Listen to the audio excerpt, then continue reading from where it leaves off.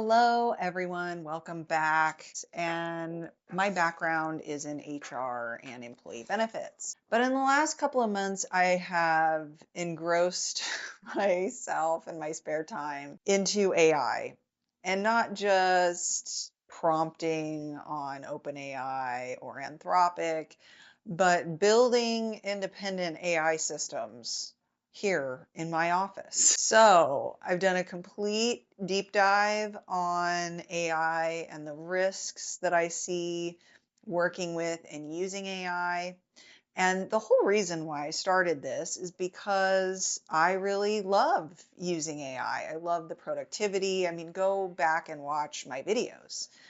I really decided to dive into this when one morning I used Opus 4.8, I think when Opus 4.8 first came out, and I called my friend and I said, I've done I have done a year's worth of work in one morning. I was so productive. Give me more. And I wanted to learn all about it. And I have been using AI tools for the last 2 or 3 years, or whenever OpenAI's chatbot first came out, I was using it. And it has gotten to the point where I started being asked about building AI systems into workflows for insurance clients. And so before I do any of that, I always want to know how things work. I want to know the risks. And I would go and I would talk to IT professionals about this. And one IT professional would tell me not safe and I shouldn't use it. And then another IT guy would tell me that it's totally safe. It's fine. As long as you do this and this, it's fine. You have nothing to worry about. And I didn't know how else to learn about how AI works other than to use it myself. And when OpenClaw became available, I saw it as an opportunity for me because OpenClaw fills in the technical gaps for someone like me who isn't a coder, doesn't have a lot of background in using terminals, not trained in Linux or anything like that. It makes these AI tools and services, it makes all of these tools and services a heck of a lot easier to use or even possible for someone like me to use. I mean, I couldn't be where I am today without Hermes, let me tell you. Some people pronounce it Hermes, but I choose to say Hermes because it sounds better. Okay. So I now use Hermes. I have an Hermes agent. I actually have 7, and I have been playing with different operating procedures and workflows and seeing what the outputs are and see how consistent I can get those outputs to be. Because one of the things that really bothered me about renting my AI intelligence from someone else was that I would wake up one morning and have this great experience and get what I needed done. And the next day I go and log in thinking I'm going to have the same experience and something's changed. Data's been cut. They decided it's too expensive today to let me do my job or do what I did yesterday. And so I'm at the mercy of another company's decisions to operate my own company. Okay. And that is a risk. And this is a risk that many businesses are currently ignoring. It is a risk to build your business on someone else's platform, and even with AI. So, for instance, if I have a business and I sell products on Amazon, let's say I have a makeup brand and I sell my products on Amazon, and then I decide that I want to sell my business. I want to do something else. I'm tired of this one. I'm going to sell it to you. Well, when the investor comes to evaluate the price and the fair value, market value of my business, they will say, because I only sell on Amazon, my business is at higher risk than someone else who has multiple sales distribution channels. So a business that only has one distribution channel, let's say through Amazon, versus someone who sells out of their own retail location, their own website, Amazon, and Walmart, the one with those 4 channels is going to be worth more money than just one. Why? because it's risky to build your business on someone else's platform. Because what if Amazon wakes up one day and they decide that you have broken a policy of theirs and they kick you off of their platform? You now have a business that's worth zero. And so that is risk, unwanted risk. And now more than 50% of US businesses have workflows and operations within either OpenAI or Anthropic.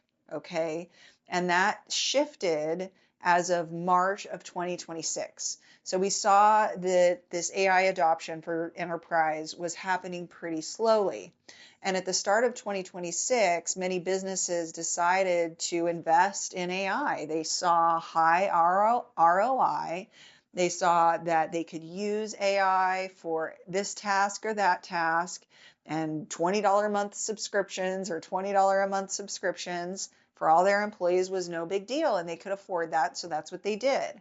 6 months later, in 2026, we're seeing cost increases like never before in AI. And I did a whole video on this. You can go back and watch it, where I talk about how costs are going to 10x and nobody's going to be able to afford this AI usage except for rich people, and or the bigger companies that can afford it. And so at that time, when I did that assessment, I decided that it was not worth the risk for me to continue to have unstable predictions on costs for the future. If I decided to build a business using OpenAI or Anthropic, it's not worth the risk because they can increase their prices at any time. They can change their policies, procedures, and the way that their AI performs at any day, any time, in the middle of the night or otherwise, which affects my ability to service my clients. So I can't use it for that reason.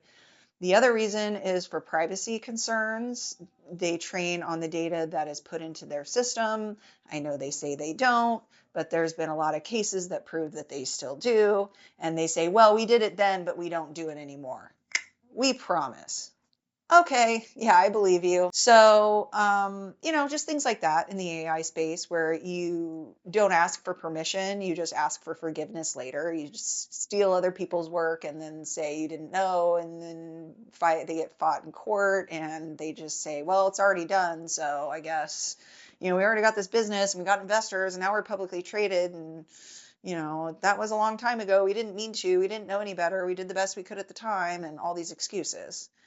So I don't like this idea of data centers. I don't like it. I don't like data centers. I don't like seeing the beautiful landscape, at least here in America. I haven't seen other data centers anywhere else in the world, but here in America, we have these beautiful landscapes, and now you drive by and it's just a big building with dirt and dust and people furiously building as fast as humanly possible with rows and rows of trucks and dump trucks and cranes like you've never seen before. Like, I don't even know how much money in cranes is being rented per day to build these data centers. It's absolutely incredible.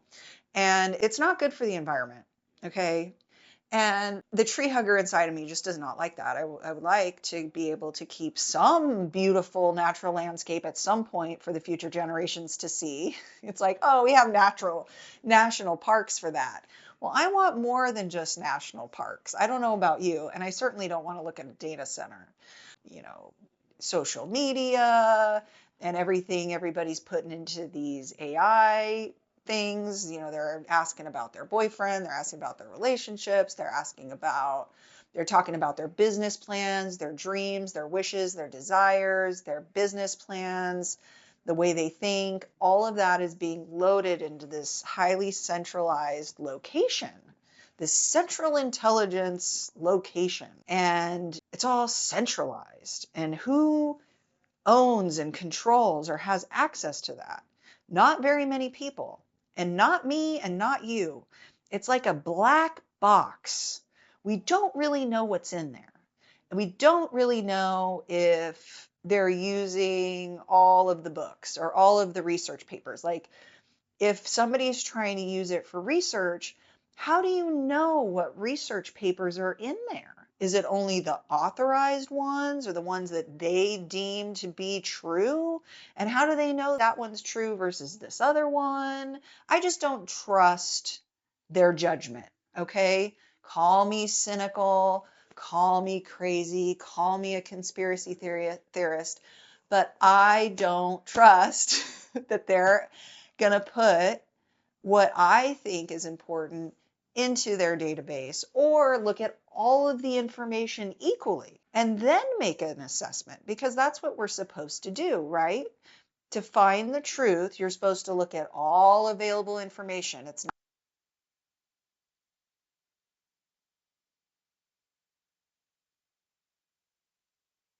So you're trusting that the person you're renting your intelligence from or the company that you're renting your intelligence from has done a good job at putting all of the source material and the correct source material or the source material that you or your project needs into their database or LLM system so that you get the output that you need, and pigeonholing your company and your company's processes to another organization.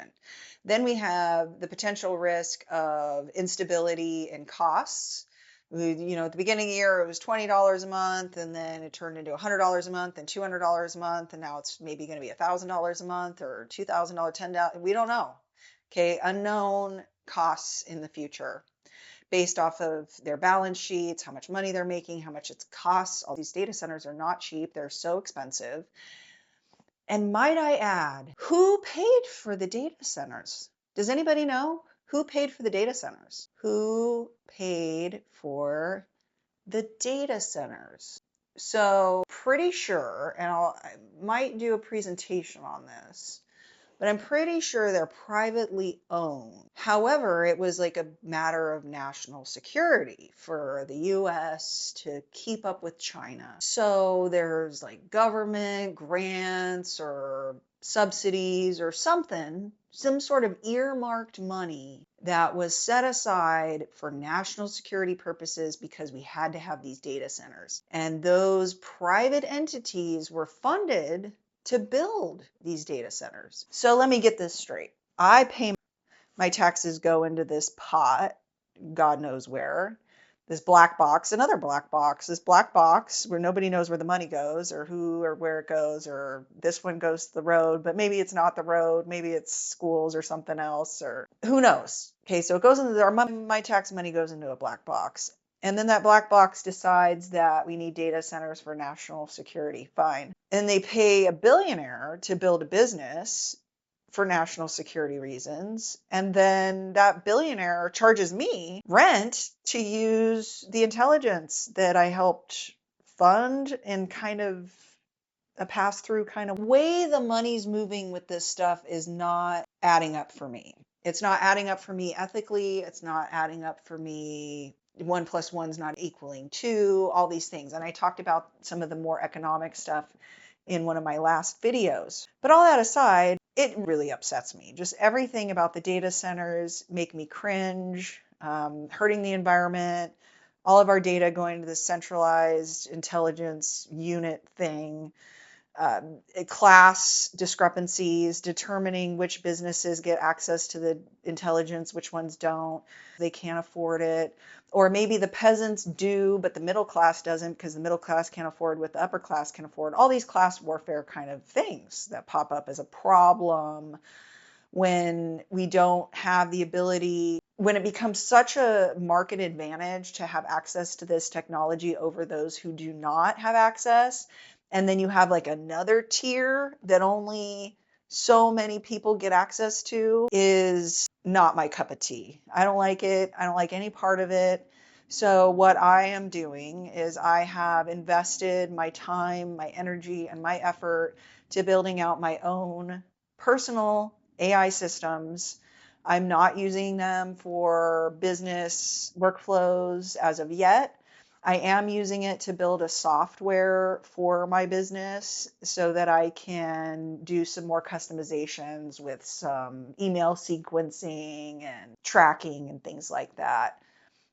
But I am on this journey where I am discovering where my trust barrier is, even with my own personal intelligence.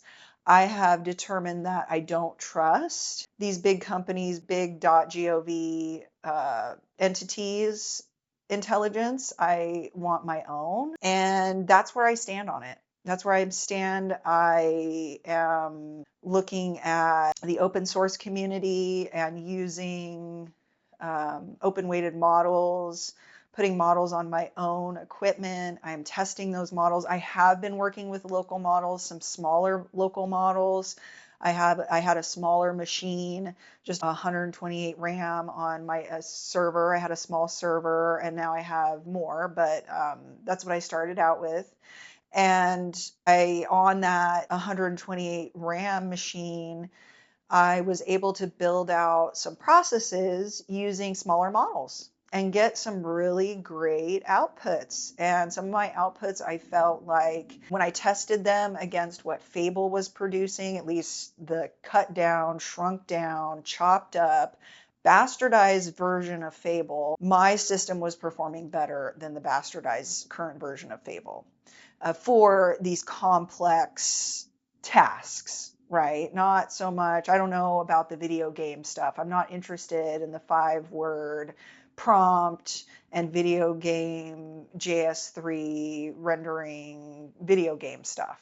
I think it's cool. Do I not play? I play with that kind of thing. I love all of the AI image generations and videos generations. I've played with a lot of the automation tools and making songs and making cartoons and all these things. I've played with that and I like it. But right now I'm talking about practical business use cases in the real world for AI.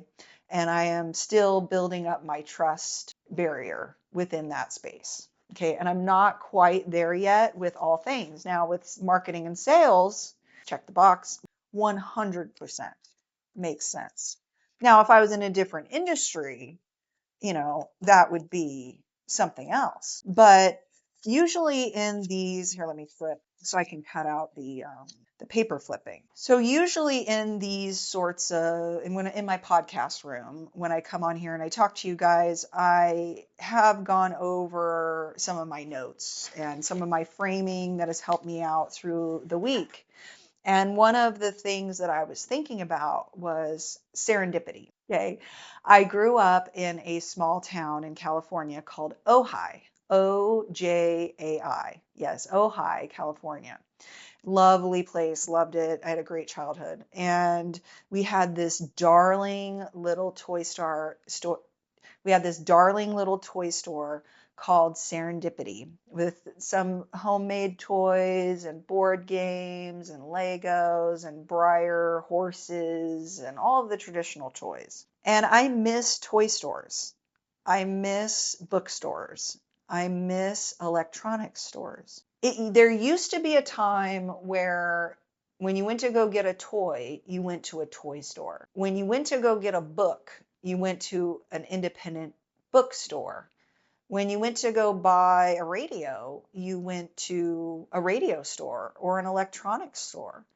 And now we go to Walmart or we go like just going to the grocery store. I don't even want to go to the grocery store anymore because it is someone's job to place the products that are impulse buys in the precise areas of the shelf where they know that you will have decision fatigue from walking around the store already.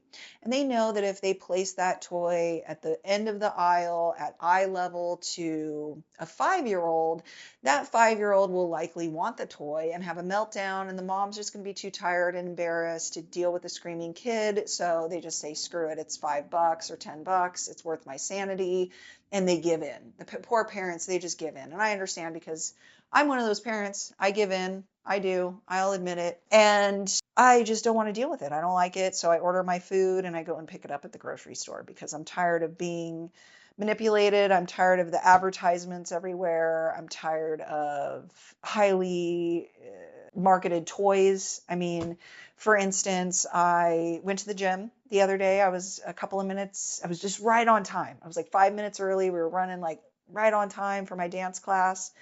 And I go to get out of the car and my daughter forgot her shoes even though I had reminded her 100 times to get her shoes, she didn't get her shoes. And in fact, the other day she had one shoe. I'm like, how do you end up with one shoe? Anyway, it's a regular problem, okay, that we have with the shoes and the brush, all sorts of things. But at this particular day, we had forgotten our shoes. So I took a deep breath and we decided to go across the street to a Target and buy my daughter some cheap new shoes. And as I'm going through the store, I start cringing because you know what I see is right next to the kids' shoes, the giant rows of toys that are stacked to the ceiling that you can see from basically anywhere in the store, by the way. And so as I go by, I have to go by in a cart with my 2-year-old and an 8-year-old just to try to run in and out to get shoes so that I can get as much of my dance class as possible, because I know that 15 minutes is better than no minutes for a dance class or for any workout. Because I've been in the place where I talked myself out of a workout because I was going to be late. And I have landed on that is stupid. It's better to be late than not go at all, first of all. And getting a 30-minute workout, even though, okay, would I like to get a 60-minute workout? Yes.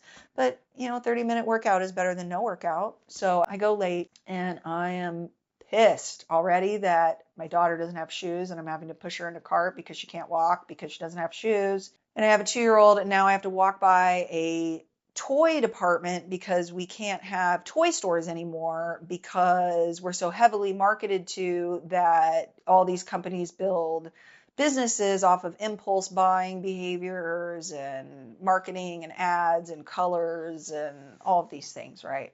And I'm not here to put down marketing.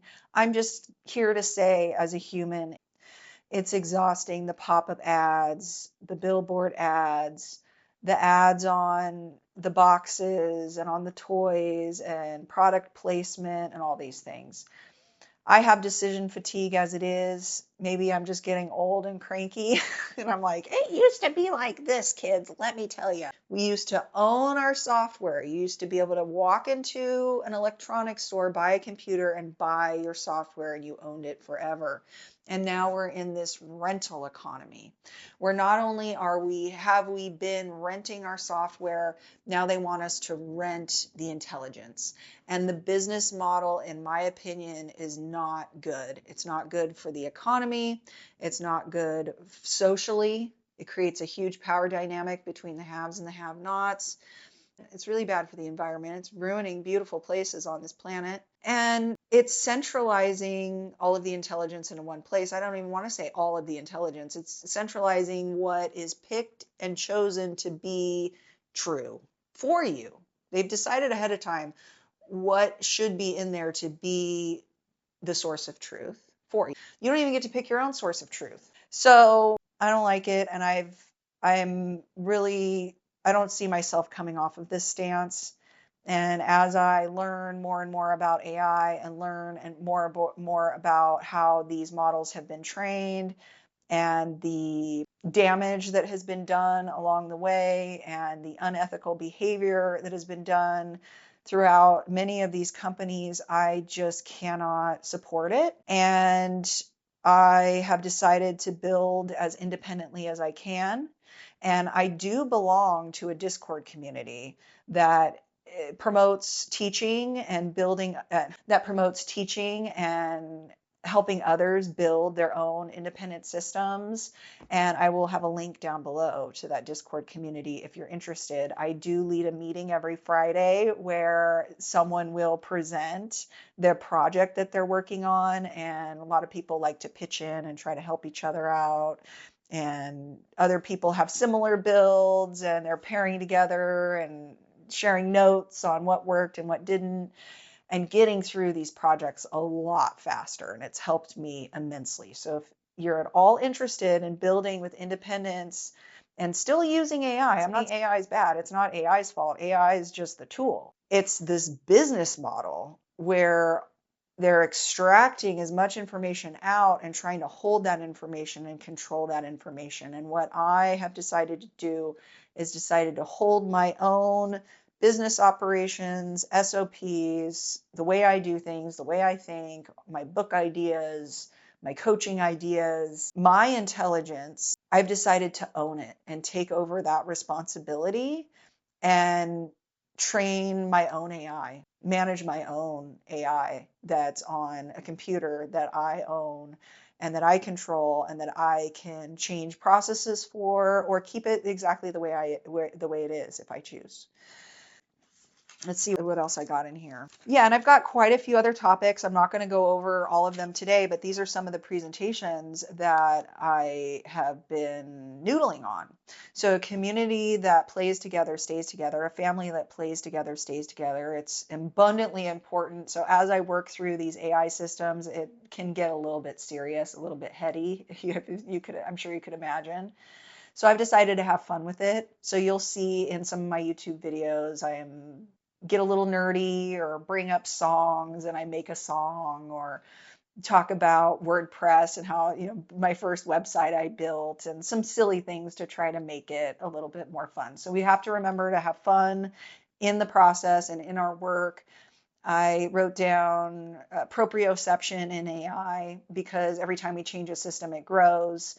And what was the body of the system one day may change over time. And so we have to think about proprioception for AI, deterministic thought, and pictures speak louder than words, and whether or not, I was thinking about how ancient texts were hieroglyphs, and will AI evolve to the point where they're communicating with each other in some sort of like a hieroglyph because of all these context issues, and how do you get meaning into a small amount of space? Well, a hieroglyph or picture speaks 1,000 words, and I'm not sure if that'll happen because we have to have observability, and if nobody can understand the language, but then it's like, okay, well, I don't understand code now, so they're already speaking in code. It might as well be hieroglyphs or Chinese or some other more efficient language other than English. So these are just little things I was thinking about, and I built in some additional experimental sciencey language into my system this week. That I'm probably going to talk about. I'm also probably going to be talking about the fact that I am calling 2026 the year of tech issues. Okay, because not only have I had tech issues, I've been troubleshooting like every day of my life this entire year because of all this AI stuff. But I've also noticed that a lot of my carriers and vendors are all having technical issues as well. And I would love to blame it on Mercury retrograde. And although it's probably some of the issue if you believe in astrology or not, that's fine. But I really think and I know this anecdotally. And again, this is just all anecdotal. I don't have any studies on this. I don't know. I might even look it up if other people are having the same issues. But it seems like all my vendors right now are slow at processing claims. I mean, insurance companies are always slow, but it just seems like everybody made changes to their system this year, or these insurance carriers or these vendors. Everybody tried to do this API, update their feeds, get closer to 2026 technology, and it's not implemented all the way yet, or there are bugs and the tests things aren't going through the way they're supposed to, or the way everybody thought they would. So I may be calling 2026 the year of tech issues, of nonstop tech issues or something like that. And another topic that I'll probably talk about in a future episode is the N=1 experiment, and how humans are an N=1 experiment, and how AI systems are also an N=1 experiment. And why is because and the idea around this is, even though the human body, so the nice thing about the human body is that pretty much in every case, at least we have one hand, two legs, two arms, 10 toes, and 10 fingers. But in AI systems, we're comparing systems, and one system might have 6 heads and 20 arms under each head, and 1 leg and 100 toes. Like, it's just the anatomy of AI systems can be so wildly different. And I find that quite interesting. I also have different modes I've been developing as I'm working within my AI system. I want to get you an update on that, about the trust boundaries and where I am in my AI system and how I'm building up trust within my system over time, and how implementing these things into an enterprise environment is a whole different ball game, and what services are adaptable for business operations and which ones likely will not be or aren't yet, or which services are emerging in the business space. So with that, I have a little baby who wants mommy, and it's after work, so I've got to get back to mom life. But with that, thank you for hanging out until the end. Stay tuned for some of my sit right here. Sit and smile. Look happy. Look alive, kid. Look alive. With that, thank you for hanging out to the end. Stay tuned for some more AI nerdiness, and we'll see you next time. Bye bye.